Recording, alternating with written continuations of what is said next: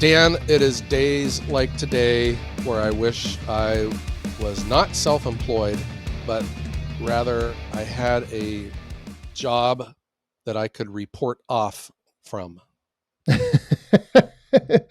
Is that so? Yeah, I caught my first significant head cold since, well, the last couple years. Oh, I tested negative, so we're good there, but it feels like I have a Buick inside of my sinuses, and someone opened up all four doors at the same time. well, that's not good. No. Yeah, I haven't had a knock on wood here. I haven't had anything like that, but I know when you get it, it can really take you down and out. You know, when I used to have I'm doing my air quotes here, a real job, you know, in an office environment with the office coffee pot and the kitchen and all, I, like clockwork, would get one of just the worst colds ever, like right around the holidays. And I would suffer with it until like mid-January, February, and then I would be back to normal. When I left that behind me and became self-employed, the head colds are fewer and far between. Wow. Well, at least getting it around the holidays, you were able to share it with your family, so that's good. Well, the problem is I can't, now being self-employed, I can't report off because Yeah, I you know can't call in sick. my boss is a jerk. So what am I going to do? You know, Right. I can't report off. I still gotta get the work done. That's right. Show up no matter what condition. Yeah. Report in. Well, I hope that you are doing well, Dan, and I hope that all of our listeners are, and welcome everyone back to another episode of the Woodhounds. Yes, welcome back. Let me just pause for a second as I wipe down the table here with some sanitizer just to make sure that I'm not going to walk out of here with anything I didn't come in with. Yeah. So, but back when I had my real job too, I caught pneumonia this one year, and I became like slightly germ phobic after that, because that was awful. And when you mentioned hand sanitizer, you remember growing up at the gas stations when they used to pump gas for you, they would have that little metal thing on their belt that they would like click change out of it, you know, to give you your change back. I know what you're talking about. Yes. They need to make one of those that just shoots out hand sanitizer. I would just wear it on my belt loop all the time. Oh, well, that's too bad. You're a little under the weather, but I do have something that may brighten your day. Oh, okay. What is it? We have hit somewhat of a little milestone, I guess, here with the podcast. All right. Right now, this is episode 20 that we are recording. Are you serious? 20 episodes, yes. All right, way to go, Dan. It's been a joy. Yeah, we started out with what we were going to do 4 and see how it went. We committed to 4. We felt that would justify the expenses that we took to buy our microphones and to pay for the web service to administrate our recordings. Yeah. And here we are, 20 episodes later. 20 episodes. Woo! I would offer you a glass as a toast, but I don't want to spread my funk to you. Yeah, do you have anything bottled? Hermetically sealed. Yes. Yes. Uh-huh. Well, here's to the next 20 episodes, Dan. Yeah, here we go. We're on our way. The next big milestone, what will it be? Either 21? Number of episodes, number of downloads, who knows? But anyhow, we also did receive a couple emails. So you know what that means. That means it is time for listener mail.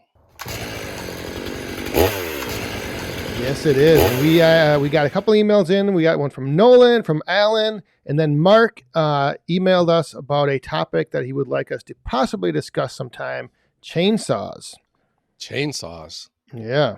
Do you really want to talk about chainsaws one day? Those fun-filled things. Yeah. Trust us, Mark. That is on the list. And, yes.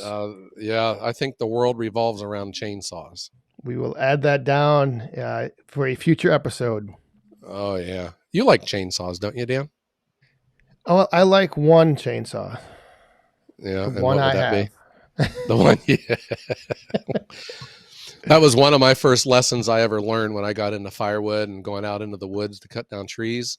Was you never go into the woods with one saw. Nope.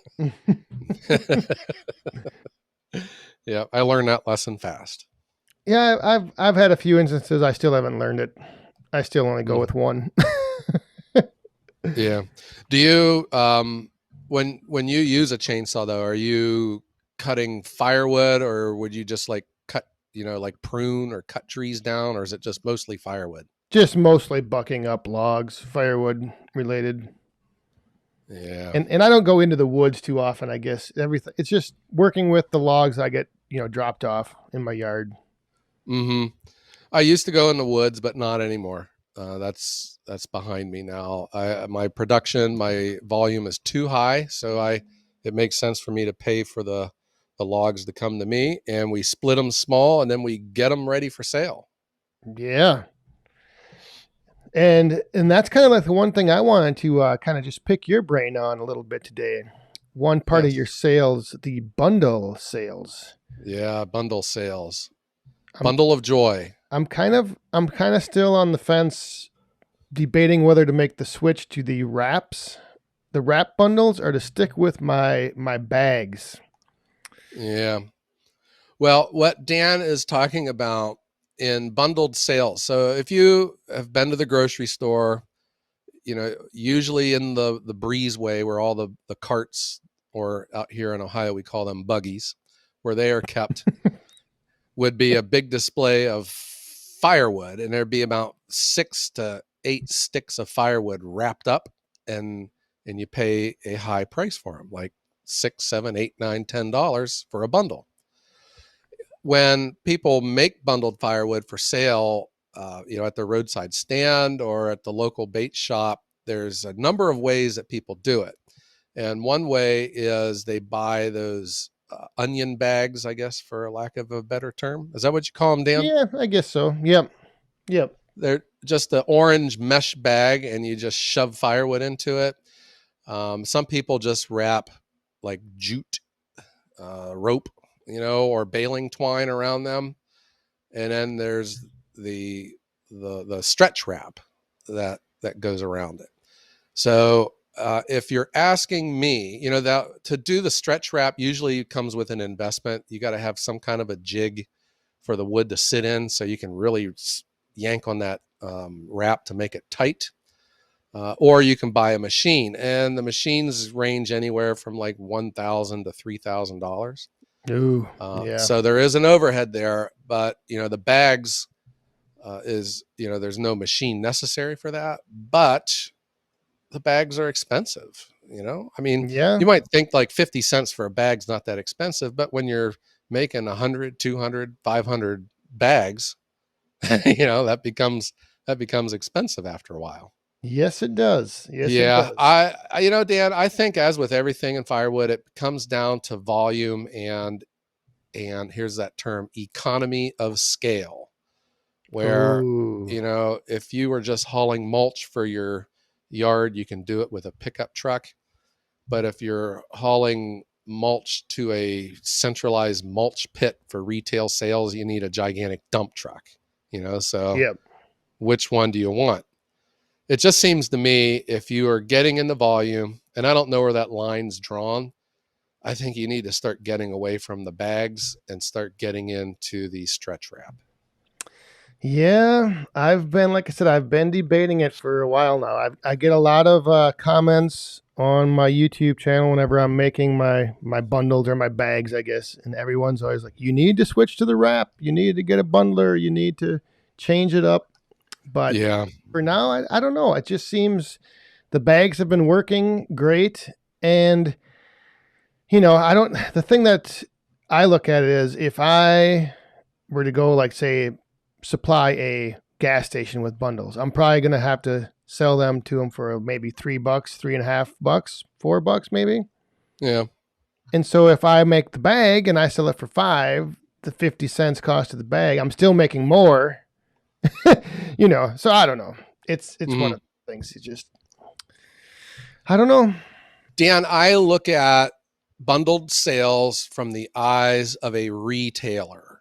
And in retailing, the emphasis is on the product, and for that the customer can see the product and understand what it is. And that's why packaging is so important. If you ever watch the Shark Tank, that show with Mark Oh Cuban, yes, I yes, mean, whenever someone's selling something, they're always interested in the packaging because the packaging just brings so much value to an item.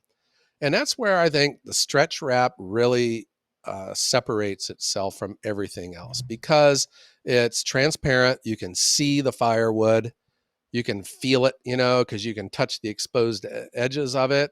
You can put your label in there and it looks great and it looks professional. The bundle is nice and tight and the logs aren't like rattling around. And the opposite to that, I think, is the bags. I think they're good. They get you so far. But when you also get into production, the stretch wrap, it's just so much faster to knock out bundles made like that versus the bags. And I used to make them with the bags. And I know there's all different ways, the bucket with a hole cut out of it. I used my flexible flyer sled. If you grew up in the Ooh snow belt, yeah, yep, you know what those things are. And I it they have their place. They serve their purpose, as does twine too. right, yep, But that is where I think if something is worth doing, especially in firewood, because there's so many other people out there that are doing that, what can you do to separate yourself from everyone else? And a very, I mean, $2,000 is a lot of money. Let's make no bones about that. But when you think about what money you can generate with that, it makes that machine look pretty reasonably priced. right, yep, yeah. But the thing is that the bags I do use, they do have a nice big firewood label on the side of it. They do kind of Mm-hmm. look nice, Sure. and I will say I've watched people like making bundles with a machine. You know how you take a piece and you put it in your tray, and then you take another piece, and you almost handle each piece individually, and then you got to kind of rearrange them to get them to fit good. Where like with my little trash can, I grab an armful, I just throw it in. Sure. So there is some, there's Mm-hmm. some ways that I guess. And the other thing is, if you do have a stretch wrap, you better make sure you do have some good looking wood because, to your point, if you can see it, Yeah. it's got to be good looking inside that stretch wrap. Well, and that is where I think the bundled market commands good looking firewood Yes. because who are the consumers that buy bundled firewood? They are not the people who are like you and me, who just need something that's made out of wood that we can throw it into our furnace.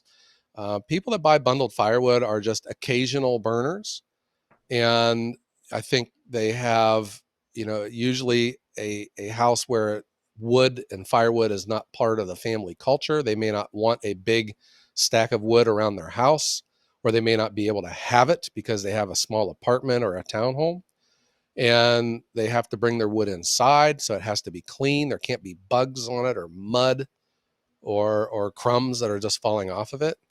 And that's why I think, when you make bundled firewood, and you will usually see too that it's split much smaller, and that's Yes. Yep. that's the style of wood that the occasional burner wants to use.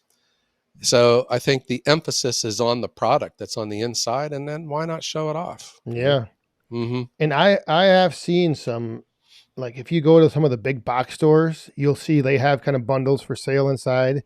And I mean, some of them look like there's only like 4 pieces of wood in the bundle, and it just Right. it's just crazy Right. how. And they're obviously selling them because if they weren't, they probably wouldn't have them in there. But Mm-hmm. yeah, the bundles are an interesting area of the firewood market for me. Yeah, it sure is. It's not totally different, but it's a lot different from bulk sales. Yes.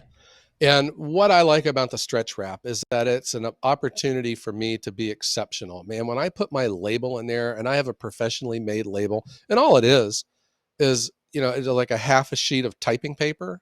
I use a glossy paper. It seems to hold up better if it gets rained on, but it's color ink. It's got a UPC code on it. It's got all of the required verbiage for my state, with the quantity inside of it, Oh, where yep, it's made. yep. It just looks awesome when it's all done. And when I take a truckload of those up, I feel like $1,000,000. Like I don't know, you just see like products on the shelf, like go down the candy aisle and you just see all these candy bars with all these labels and stuff. And man, they just look so professional.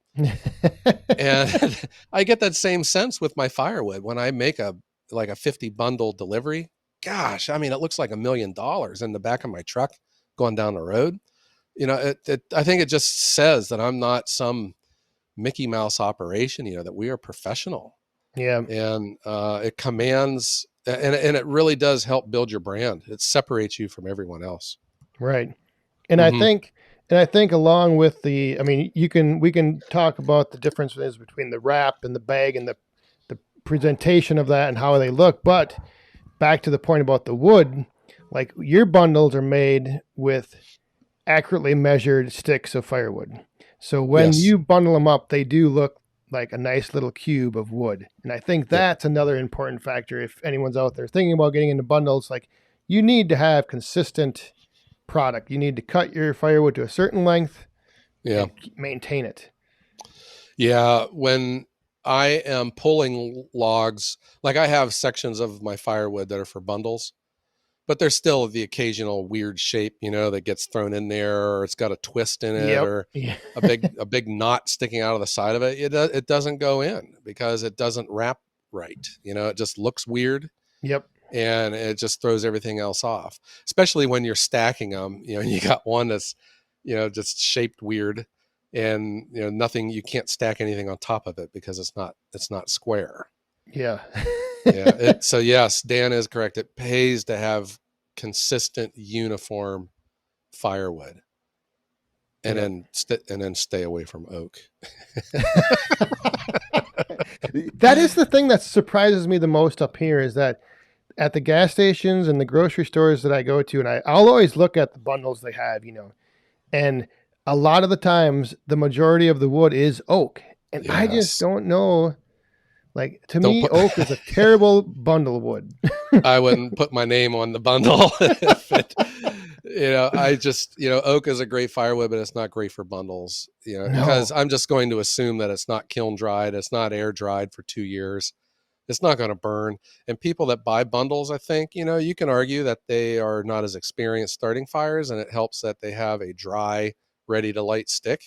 Yes. And an oak's a problem. Yeah. I If don't know. you're buying bundles for heat, you're way off base. Like, you should Yeah, not be buying yeah. bundles to like heat your house with. But Or they might be just that wealthy. They use their $10 bills as fire starter. yeah, yeah, I've done many times with my fire pit. I'll put oak on, and it just it burns great. It burns long. It burns hot, but it just doesn't to me give off that Yeah, recreational ambiance of crackling flames and dancing right. light. And Yeah. But I just think bundles, though, generally speaking, no matter how you make them, I think it's worth the effort, especially if you're just getting started out. And I have made this case too for people that are wanting to get into firewood. I think you can run a profitable bundle business out of a townhome. I don't even think you need a truck, because you yeah, can always find someone to bring you the wood. You can have an electric splitter in your garage that doesn't even make noise, and just split everything down in a wrapper, which doesn't make any noise. And you have a legitimate business model. And then if you do have some yard where you can stack some wood, I mean, there you go. You don't even need. I would even think you wouldn't even need a chainsaw, because you can find firewood for sale everywhere and anywhere.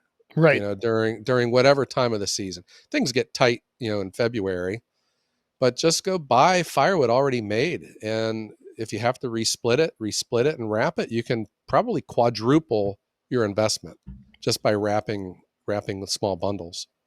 Yeah, I would say the bundles do offer the highest, I guess, markup and the ease. Like you said, you could buy a face cord or even a cord of already split firewood.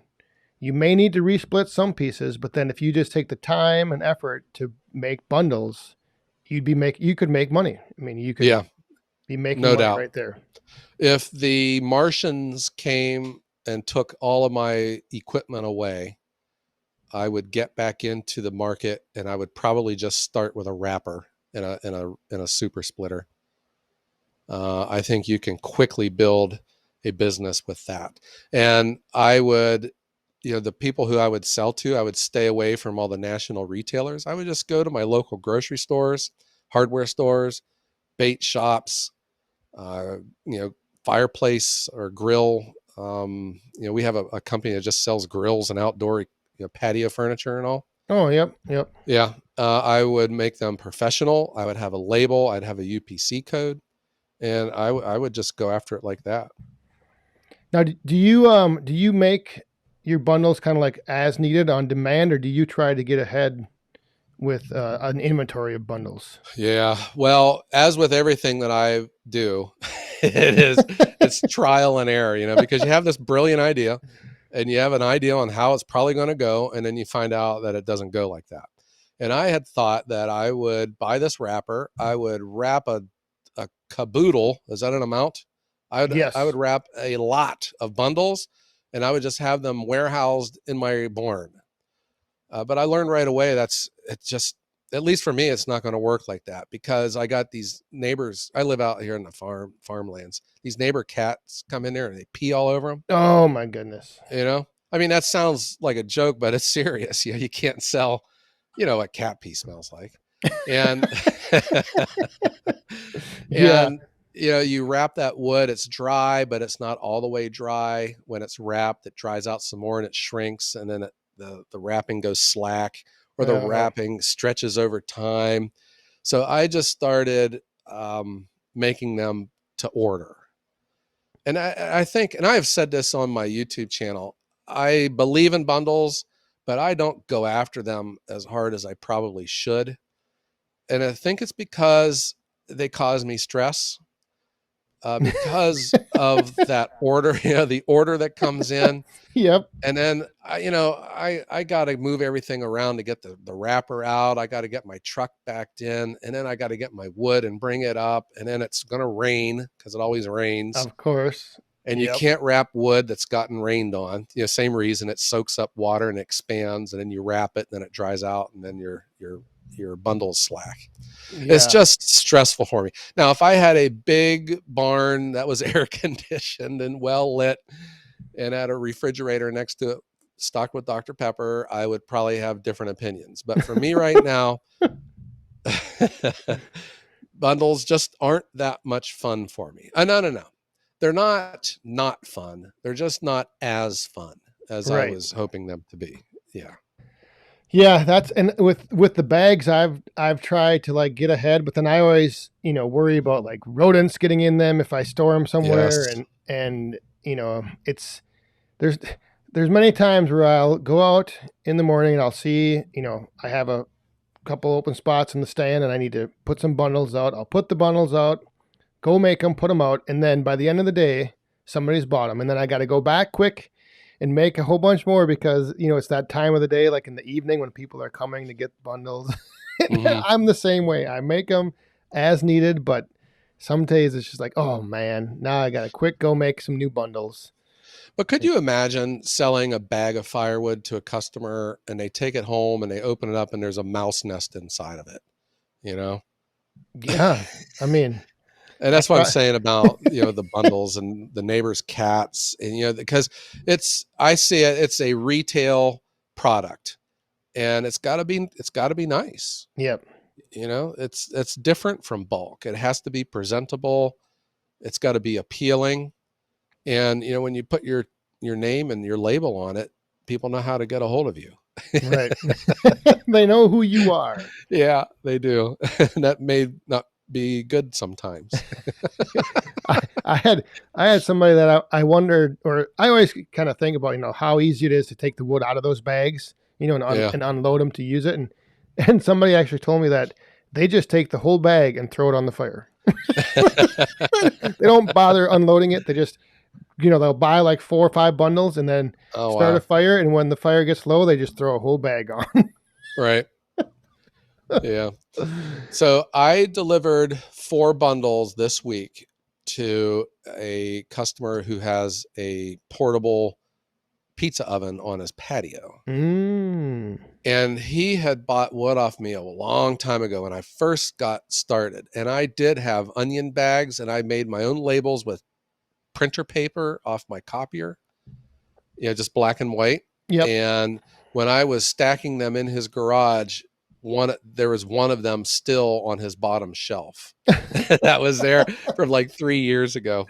I reckon I should have took a picture of it. I was thinking, wow, look how far I've come. But that is how I use bundles, not just exclusively to sell wholesale to a retailer, to a convenience store or a hardware store.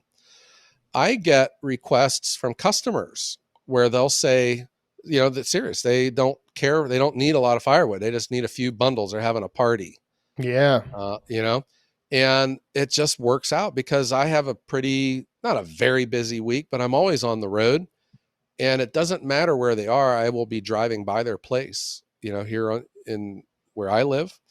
And I just did that today. I just dropped off 4 bundles and made, a quick $40 off of it. $10 a bundle delivered. Heck yeah, it's a good deal. Nice. My bundles are bigger. They're delivered with a smile. They're supporting local business, and they're willing to pay for that premium. Oh, that's Hmm. why the price is so high. The smile comes with it. If you Yeah. Yeah, one idea I've kind of been kicking around is I have close to me a big like kind of a new development, a couple neighborhoods that they last 3 5 years have developed, and I actually kind of thought about doing a going to their Facebook group and just kind of announcing like on certain days I would kind of be in the area, kind of like the ice cream man, like Yes. roll through the neighborhood with my truck and have bundles and kind of be like the Firewood ice cream man. That was an idea I had when I first started devising my plan for Ohio Wood Burner, was a subscription based bundle Oh, delivery service, because we got all these townhomes and apartments around here, and they have chimneys. yeah, So, and I know that they don't have the space for bulk. So, yes, I mean, for like X dollars a month, I will deliver you, your bundles 3 times a month during, November, December, January, February. right. Certain Yeah. days of the week, you just show up and drop the bundles off, and whether they have one left or none left, they get whatever they order again. Yeah. And that's still on my radar, but my business has just been in transition since the day I started. Yeah. I have a tiger by the tail, and one day I'll come up for air and I'll be able to do it.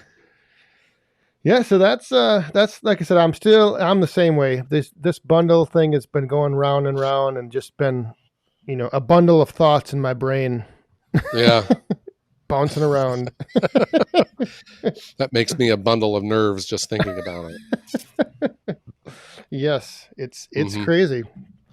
I would recommend, though, to anyone who's thinking of starting a firewood delivery service, especially if you're just a single person and you don't have a lot of resources, get away from bulk. Quit selling and delivering cords, and just do bundles.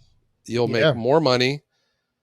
You'll have less work and less mess around the house, and then you can use that and the money that you get from that side of your business to start expanding elsewhere. And real quick, what is the best? I know there's two kinds of wrap, and you always stressed one wrap's better than the other. Yeah, well, I have learned this again from experience. So you can do whatever you want, but there are 2 types of stretch wrap. There is cast and there is blown. You do not want blown stretch wrap. Just get cast. Blown stretch wrap is like a torture device when it's unraveling. It is just painfully loud, and there is a opaqueness to it where it's like a dirty window to look through, Oh, and it obscures your beautiful label. Cast is what you want. It is so fun to work with. It's quiet. It stretches better. It is totally transparent. And I've gravitated towards the thinner gauges. So I go with 90 gauge. So let me think this 12-inch, 90 gauge cast stretch wrap. Bam. That was my next question is what is the width of the roll? 12-inch? Yeah, 12-inch. Cast. Yep. 90 cast. gauge. 90 gauge. That's it.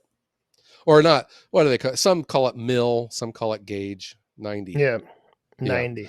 Yeah, 90 there's other, cast. like I've tried 80, which is thicker, but it just seems like people think thicker is better, and I think the thinner seems to work better.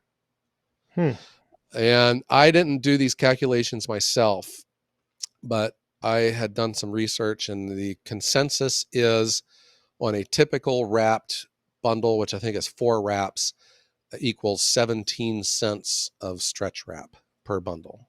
Oh, that's not bad. Yeah. So like, if you're making your bundles and you're getting some volume, you can, versus 50 cents for a bag, that starts to add up after a while. Yeah. I'd probably make 5 wraps though, just so mine would be a little bit better. So it'd probably cost me more. My campground ones where I do not use labels, I wrap it 3 times. It does it fine. Really? Yeah. When I do labels, I wrap it 4 times, and that's simply because I'm not fast enough to, when I get the wrap, I push the wrap and hold it on top with my hand. I step on the gas pedal and it starts wrapping. By the time I can get my hand pulled out after the first wrap, grab the label and then stick it on the side, I need that extra wrap. So have you ever completely wrapped your arm in a bundle? I've got my glove. I couldn't get my hand out one time, and it came out and left my glove inside the bundle. Yeah. So if Michael Jackson ever bought my bundle, he would have found his other glove. There's a little 80s humor for you out there. Oh, yes. All right. Well, I think this talk of bundles actually makes you, it's got you feeling a little bit better. You sound like yeah. Yeah. It's a bundle of joy. You're a bundle of joy once again. To me, bundles it's a business model. And, just because I think it's such a big section of the firewood industry, I mean, you could have your own podcast just on firewood bundles. Oh, there's so much more that we can get into. And I think we need to put that on the list next to Mark's chainsaw recommendation. Right. Well, I'm going to take all the stuff we talked about here. I'm going to bundle it up and maybe put it into use here and try to make my decisions about which direction I'm going to continue going. The thing is, I have a bunch of bags I still have to use up, so I've got time. I've got time to make this decision, but there might be a change at the Back 40 Firewood stand in the future. All right. There's one other recommendation. So all these bundle machines, there's 2 established sizes of bundles. There is 1 cubic foot, and there is 0.75 or 3/4 of a cubic foot. And your math nerds out there will, say that you're technically not accurate because a stick is 16 inches long. So it's not exactly 1 cubic foot, but find a machine that can make both. Because some of them only have the cradle for 1 cubic foot. I guess you could become inventive and put your own shims in there to shrink it down. But find your wrappers that can make both, because I think the smaller bundles are more profitable and the better way to go. And that's what yours are, is 0.75? Yes. Cubic feet. Okay. Yeah, that's good tip. Good tip. Yes. I think that's a good one to end on, because I'm starting to feel like I need to go take a, cleanse here, just in case there's any of these germs that made their way across the table. I don't want to bundle them up and take them home with me. Yeah, I'll pass you the hand sanitizer. I'll stretch wrap you some hand sanitizer for your trip home. For my trip home, that'd be great. Yeah. Okay. Well, I want to thank everyone for tuning in for another episode of the Wood Hounds. We hope that you found this entertaining. Episode 20. in the books. Hope everyone enjoys it. And thanks again for downloading and listening. And if you have any thoughts, suggestions, or anything, be sure to drop us an email, thewoodhounds@gmail.com. There you go. Dan, what do you say? Here's to episode 21. Yes. Cheers. And Cheers. I hope everyone has a... be cool.